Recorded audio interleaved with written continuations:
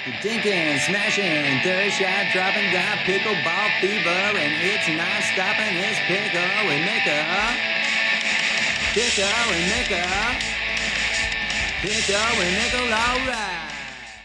All right, here we are, Pickle with Mickle interview series. I'm stoked. I've got both Russ and Skylar on the court with me here today. These guys are behind Paddle Battles Open. We're going to get into everything they got going on, what it's going to be, what it can be in the future, hear how they both got into pickleball, how they got this thing together. First of all, guys, how the hell you doing today? It's Wednesday. We're getting over the hump and closer to your next event. Russ, Skylar, how's it hanging? We're doing good today.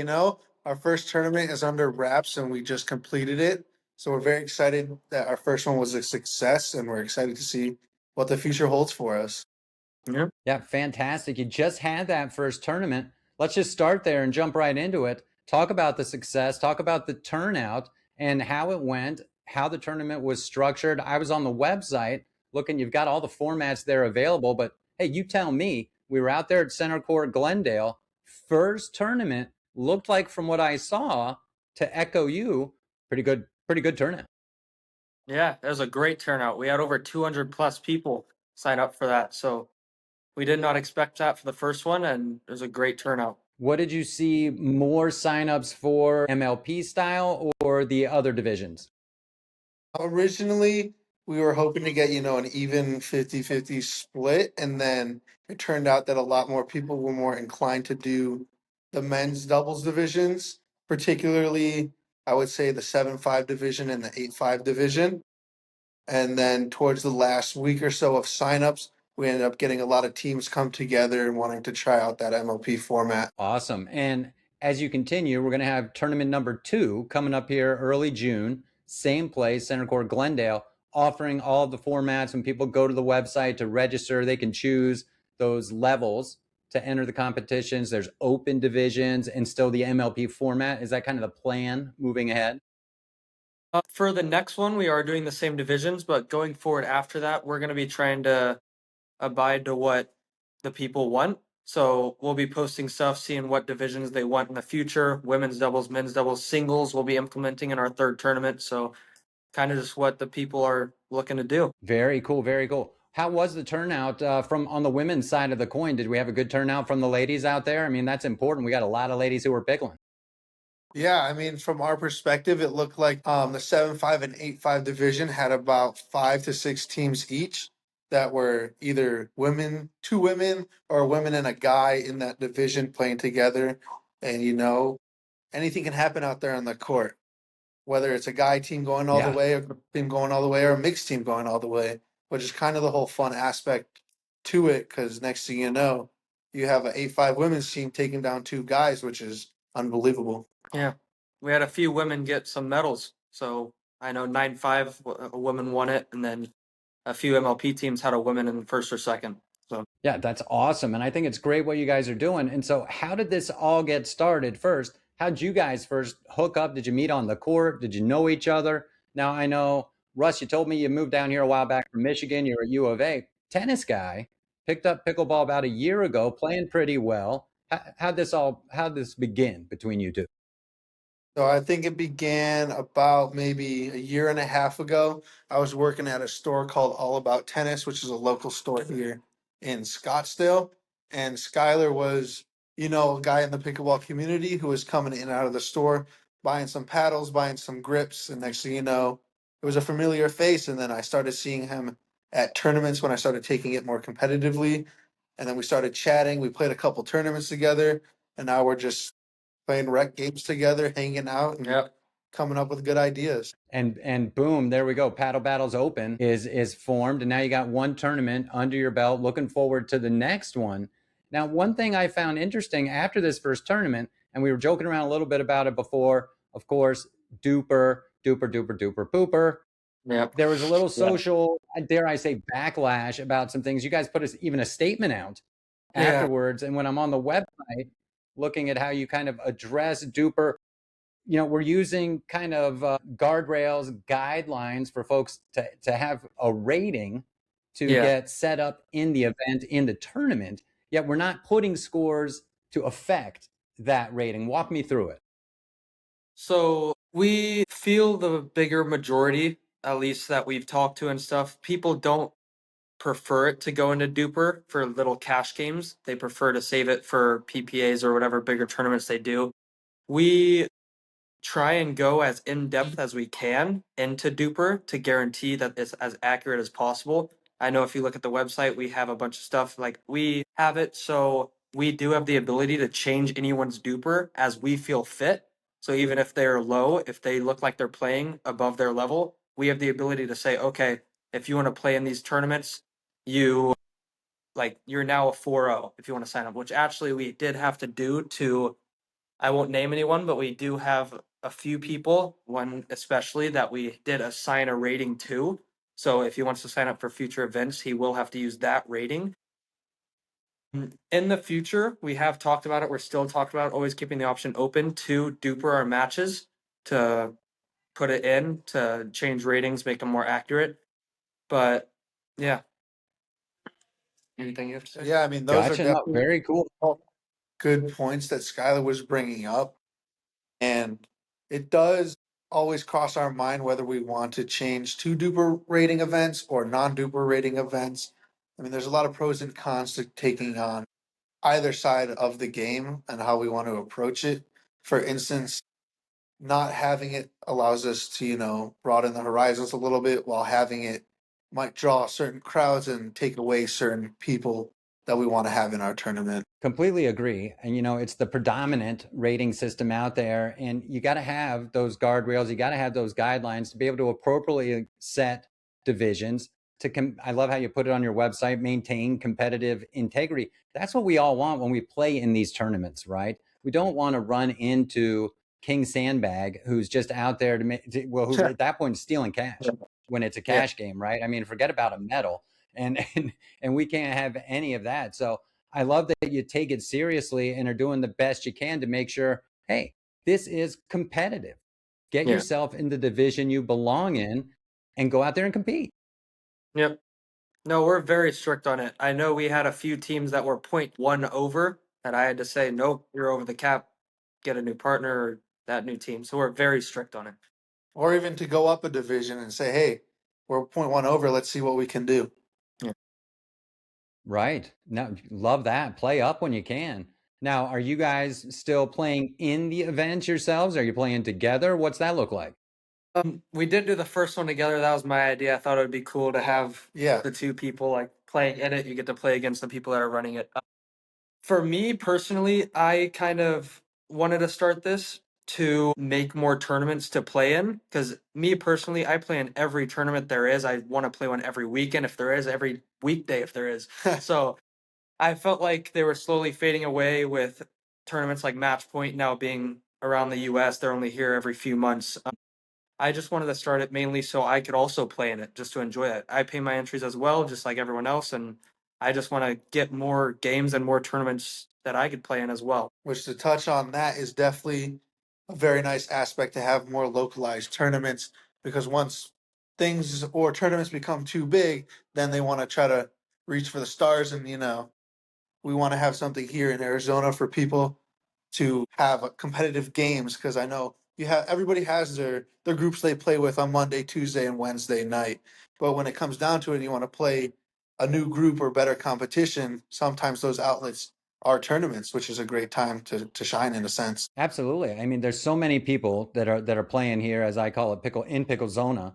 And the opportunity to play against some different people in a competitive stage like that, potentially even take home some cash is great. So I mean, like I said, I really love what you're doing. Talk about, to me, we're having some tournaments out on the west side. Will we look to bring some over to the east side? Are we scouting other venues already? And a little piggyback off of that, partner sponsors you're working with, and go ahead and plug yourselves if you're looking for more. We're going to get this out to the people. Yeah. I'll talk about venue Yeah, wise. go for it. Venue wise, we were planning just for the first one to be in Glendale. We really wanted to go to everyone, close to everyone. One in Gilbert, one in close to everyone. So everyone has one close to them. Court wise, center court Glendale is pretty much the most courts we could find. And based on our first turnout, I feel like if we capped it at a lower venue, a lot of people would get cut out, and we just kind of want everyone to play. So, but we have looked at picklers, other center courts. We're actually looking to start a smaller version as well for that we can move around, so we could use the minimal courts. Yeah. which is definitely nice because obviously, like And as Skylar far was saying, some venues are only limited to, let's just say, 8 courts, 10 courts, 12 courts, and with the amount of divisions we're holding, the Center Court Glendale location is kind of central for a lot of the people right now who are kind of our audience, let's just say, and it kind of fits the mold Okay. kind of nicely. Yeah, and of course, as we move back from summer to not summer, you can look at maybe going to parks that have more courts and maybe talking to the cities or municipalities that run the parks and have an outdoor event, right? I mean, Yeah, you guys exactly. can do this thing year round. Yeah, which is kind of nice being out here in Arizona because, yeah, okay, it's summertime, don't get me wrong, it's hot out here. We don't want to be playing in 125-degree weather, which is kind of nice that all these indoor facilities have come up in the past couple of years. Yeah, absolutely, and they continue to pop up all over the place. And with your pickle journey, and you mentioned, you know, you both played in a lot of tournaments, and structuring this probably from that experience for sure. Is there any part of that pickle fever that says, hey, I want to keep getting better at this game myself and taking a run at some of the bigger tour type of events? Have you gone through any tour qualifier type of events? Thoughts on that? Personally, when I'm competing in some of these tournaments or even rec games with higher level people, it definitely makes you want to strive to compete at a higher level, which is why these cash games, I think, puts an extra element of competition or competitiveness to the game and kind of shows you what you need to work on or where you need to improve or maybe, you know what, I'm at this level and I can take this further. Oh, for sure. And I think you hit the nail on the head there is in that cash game setting, people are going to be giving it the best they can because there's certainly the money on the line, whatever that looks like. How can we continue to grow that overall purse? What are your plans there from a marketing strategy? And have we thought that far ahead? Well, listen to me. You got it. So as far as that goes, we're taking steps with some marketing people to put out some, promotional videos, to put out some advertisements in order to grow it to a lot larger horizon in order to either expand the divisions or for the marketing to help us gain a little more capital so we can give back in a form of cash prizes to players. Yeah, it's super cool. I mean, especially when you're starting out, kind of, you know, you got to skin your knees a little as you get the first tournaments under your belt and then continue to grow and expand this. You probably, let's hope, we get to the point where you recognize a sweet spot of people that you can even, you know, even take. And you've got just a backlog of people who are wanting to register. You know what I mean? This thing fills up before you know it. We're going to have people just almost waiting online to get a chance. Which is definitely a really nice aspect because obviously our first tournament we're using all the social media platforms we can to get the word out that hey, we're starting a tournament, we're in this one for the people, we want to give out the best payouts as possible. And of course, since me and Skylar, we've been in the game for about a year and a half, we've built a lot of connections, social networking, things like that. So our reputation is definitely a good one that's out there. So when people hear that, hey, these two guys are putting on a tournament, we love these guys, let's get after it and see what they can do. Yeah, that's fantastic. And I appreciate you coming on the show here. I mean, this is the show that brings pickleball to the people through the people who play pickleball.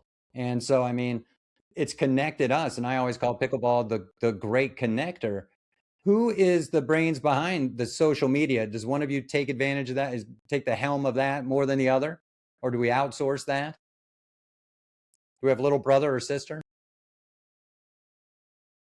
My fiance is actually going to be our social media person dedicated. So she will be handling most of that. Russell, he's really good at talking to people. He does most of the social, like if people have questions, any of that, they pretty much go to Russell. My part is pretty much just like the Instagram posts, stories, that sort of thing right now. Very cool.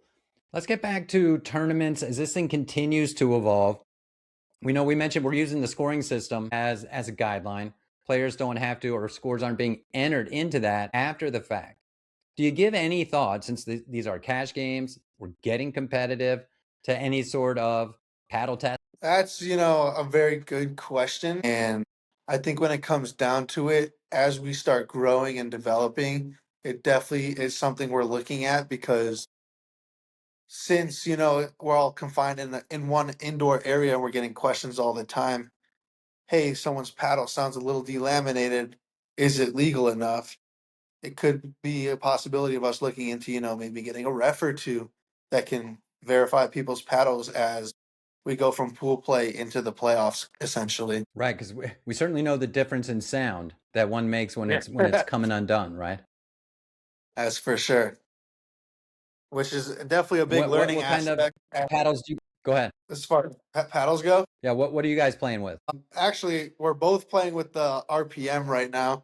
He's using the elongated, and I'm using the wide body shape. Very cool. So how long have you been using that? For me, I'd probably say it's been about 2 months. I was playing a long time with that Eula Pro V, the Scorpius, in the 14 millimeter shape, and then I kind of toyed around with the Franklin and the RPM and the carbon because there's a lot of paddles out there. Let's try something He new. loves his paddles. Yeah. For me, I used the Yola Perseus, the 4, for quite some time, but the price was a bit high for me. So I became an RPN ambassador, which I think is honestly just a better version, a little bit, of that Pro 4. So I just love it. Been using it since probably about months. No, I've seen the paddle more and more out on the court, and so it's definitely making its way, and more people are playing with it. And I only hear great things about it. Never hit any balls with it myself, but I do hear great things about it. Mm-hmm. Yeah, I think they're great. Definitely got some good spin, some good power, some good touch to it. I'm a big fan of the wide bodies because essentially people say it gives you faster hands, which I like the firefights and that kind of battles. Nice, Skylar. What's your game? You like the firefights right up there at the kitchen? You like to dink to death, right? Slice and dink. Yeah, Are you a power I'm pretty guy? much. I like to stay as patient as possible. Just let them pop it up. Let them make the mistakes. Which one of you is the lobber? I like. Yeah. I don't know if either of us are, to be honest with you. I like to lob, but like I said, I just Good like answer. let them make mistakes. Good answer. I love it. I love it. Having a lot of fun here. Got Russ and Skylar. Paddle Battles Open. They've had their first event, folks. The next one, we saw it on the website, June 6th and 7th out at Center Court, Glendale. You can go to their website, paddlebattlesopen.com, and register. Go with a friend, register. Yeah. Can people register solo and get paired up? Is that an option yet? That's not something we have yet. We do see all the back end stuff, so we see who registers. People DM us. I've gotten DMs people asking like for partners. So we'll do our best. Like if we have 2 of them that ask for the same division, we'll be like, oh, this guy's looking for a partner. I think I paired 1 or 2 teams last time. I'm sure Yeah. a bunch of people message him. I'm sure he made a bunch of pairs. So we just try our best on the back end from people contacting us to put people together. Very cool. Very cool. So the best way still to go out there, register for the next one is on the website, paddlebattlesopen.com. Click on the little button and register. Get out there, have a lot of fun. Because again, I saw a lot of posts on social media, looked like a lot of fun. We know the turnout was great, and it's only going to keep getting better. You got to come support these guys. They're out there, they're doing it. And so when you're playing out there on the court, talk about when you're practicing. I always like to ask folks who are obviously a little better than me. You play in these competitive games all the time, but when you practice, what type of drills do you like to do that you do often to repeat and, keep yourself at the top of your game or keep getting better? So recently, I've kind of developed more of a right side player kind of style of a game, which allows me to play with someone who has a higher duper and they want to, compete at a level where they want to stay at left and someone wants to stay at right. So my main drills that I'm focusing on right now are a lot of 7-Eleven and a lot of forehand dinks slash speed ups, essentially. Nice, nice. Hips and pits with that speed up. It's all good. Skylar, what about Exactly. you? Any favorite drills or techniques you can share with people? I mean, I love me some 7-Eleven as well. To me, that's just my favorite drill. I kind of feel like it gets everything. It gets the drops, the rolls, the dinks, just all of it, hands. So other than that, just you can always be more consistent on every part of your game. So just kind of doing everything all the time. Yeah. How about you? What's your favorite drill? Yeah. Well, I like that one too. And I like anything that lets me work on my backhand dink, even if you just pummel them over there to me, pummel them over there to me. I mean, when I'm not trying, I have a pretty good one. And then when it gets down to it, I just get all flazzard and screw it up and I'll Yeah. pop it up and then you're bashing it in my throat. It's all good. Or I just lazily lay it up and I'm just looking at my partner thinking, I'm so sorry. I'll see if I can get over there and try to block it. Yeah. We've run into a couple of those points where I pop it up. I'm like, Skylar, bro, I'm sorry, man. That didn't mean to do that. Yeah, there's just, and that's where it always happens to me over on that side. That's what keeps me probably under that 4-0 level. I got to get more consistent over there. And it would happen if I got out and played a little more 7-11 or just did some more drills versus just like most of us getting out there and playing. So when we're not pickling, what are we doing? And I know we got a snowboarder over there, we got a skier. We can't go doing any of that right now unless we're going back to Banff like Skylar here. They probably got some snow up there. But Yeah. other hobbies, other sports, do we get time for it? You can go first. Right now, for me, a lot of sports are mainly racket sports. I've gone out and played tennis with my roommate. He's pretty good at tennis. He's around a 4 or 5 tennis player, so he kind of puts me in my place and reminds me of, oh, I used to be able to compete with you, but now my new sport is pickleball. And then another racket sport that I've kind of dived into is padel, which is a lot of fun. Ooh, dígame. Padel or Yeah, I haven't gotten to play. I haven't gotten to play yet. For you go ahead. Yeah. For me, pretty much, honestly, right now, the same thing. I have a ping pong table at my house. Me and my brother will play that all night long. We do like tournaments that last over like a month. Like every night, we'll do like a series or something. Honestly, I've been thinking of maybe getting in some ping pong tournaments if I could find any. I feel like I've gotten pretty good at that. Sometimes, every so often, I'll play soccer again. I played professional soccer for 3 years, signed right out of high school. So I always enjoy that, but don't do it as Nice. much. All right, give me your thoughts on the World Cup, Team USA. It's a World Cup summer. Yeah. I mean, I hope they do well. To me, I played soccer since I was 4 or 5, and again, like I played professionally for 3 years, so I played as much as I could my whole life. So watching it, I didn't really like. I feel like I played it enough that if I watched it as well, that my whole life would just be soccer. So I think, yeah, not too much of a watcher, but All right, well, we'll just take that as a go, Team USA. yeah, of course. Now, let's get back to the padel thing because you broke up a little bit when you were talking about that. I haven't gotten to play yet. Everyone who I talk to has played it and says it's so much fun. Skylar, have you played too? I have not, but as soon as I found out it was a thing months ago, like when it was just started, and well, I guess it started a lot time before that, but when I did find out, I really wanted to play it. See, it looks like it'll be really fun. Yeah, it does. And now, Russ, where did you play? I played at a place out in Mesa called Padel Pals. It's a really great group of people out there, and we went every Thursday night. They had open play, and you could rent a paddle for $5. I went with a group of buddies, and next thing you know, we're there for about 4 hours, 5 hours, loving the game. Where in Mesa? Excuse me. It's a little further out If you there, remember. but it's definitely worth the job. I don't remember exactly where it is. Okay. Is it like East Mesa or, Mesa proper? But it's Yeah, called Padel House. it's called Padel Pals. Padel Palace. All right, I'll figure it out because I want to go play. I saw Paddle Land downtown Chandler staring at me on the corner of the street, and they've got pickleball and padel indoor facility. Never even noticed it before. I drive by it probably 10 times a day for crying out loud. So like we It's a said, lot there's of just fun places out there.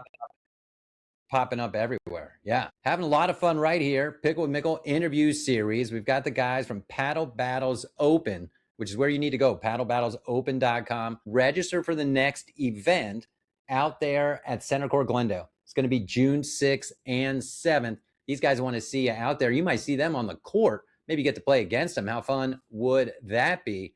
Guys, what else is going on as you start to get ready for this next tournament? I mentioned earlier some of the sponsors that are on the website. Talk about that and how you got them to get involved with you.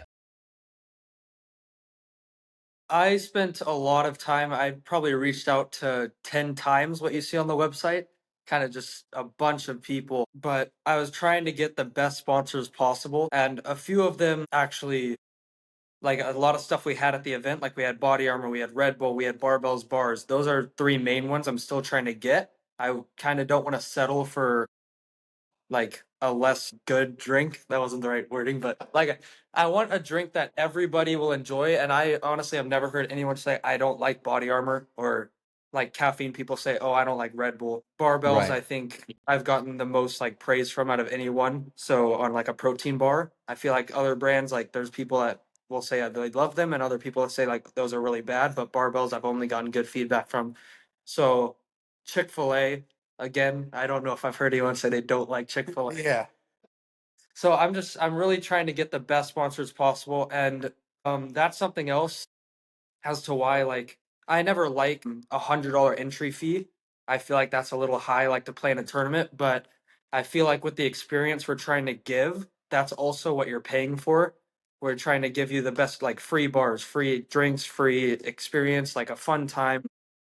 We'd have photos taken of you. So that's all kind of you're paying for the whole experience as a whole rather than just playing like a cash game, which is really what I'm trying to make it like a whole experience. Yeah. A true event each time. And if, if via this we get some people interested and maybe wanting to talk to you about what it might take to become a sponsor or at least have you try them out for a tournament or something, could they get to you through the website?